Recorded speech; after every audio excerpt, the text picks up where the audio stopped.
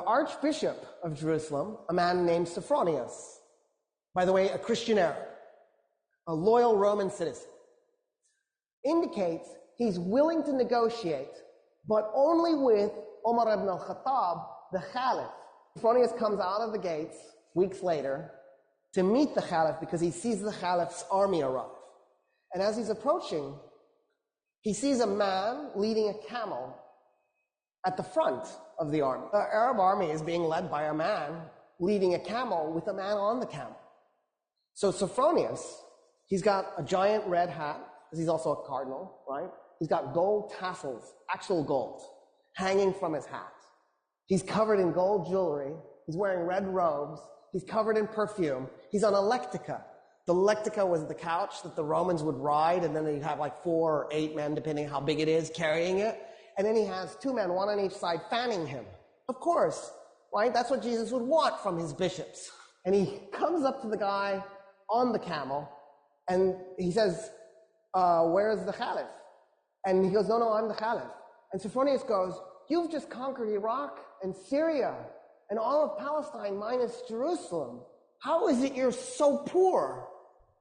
And the Caliph goes, well, why would I collect wealth? We're not doing this war because I'm trying to plunder anything. I'm a humble man with humble needs. I just need good meal. And then Sophronius goes, why aren't you riding the camel? And Omar goes, that's my servant on the camel, and we take turns so that neither one of us gets exhausted. At this point, Sophronius is like, oh, what? Who just conquered us? And so Sophronius gets off the lectica because he's shamed off of the thing. And he says, okay, I want to talk to you about our surrendering the city to you. Umar ibn al-Khattab says, why don't we do this? All Roman politicians leave Jerusalem, and you can take anything you can carry. So you can take gold, as long as you can carry. And Sophronius goes, okay, that's reasonable. That's actually more than reasonable. I just assumed you'd enslave them and take their gold. I don't see how anybody would be mad about that. And then what else? And the Caliph goes, oh no, I was thinking that's it. We don't do anything else. And Sophronius goes, wait a minute, I am really confused. So when us Romans capture a city, we enslave a segment, we plunder the city, probably a little bit too much raping too. We might even burn some of it, just for grins and giggles. And then we declare it to be ours. What about that? And Umar ibn al-Khattab goes, no, we're not going to do any of that. No plundering, no raping, no enslaving. We don't do that stuff. And then Sophronius goes, oh, but you're going to seize property in the city. And the Caliph goes, no, we're not going to take anybody's property. We're going to leave the city exactly like it is. The only thing I want to do is eject the Roman politicians with whatever they can carry. And Sophronius goes, there's nothing to negotiate. Yeah, we surrender the city this instant.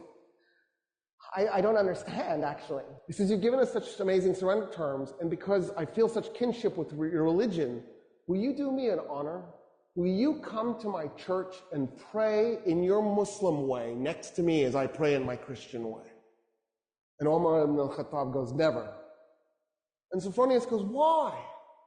He goes, I'm the Caliph. The first place I pray in Jerusalem is going to become a mosque. The Muslims will take it, and they will create a place of worship for Muslims, and you will lose it. And I don't want you to lose your church. And Sophronius goes, okay. What if we find an empty piece of Jerusalem and we just pray there? And Umar ibn al-Khattab goes, yes, I accept. An empty piece, something that nobody owns.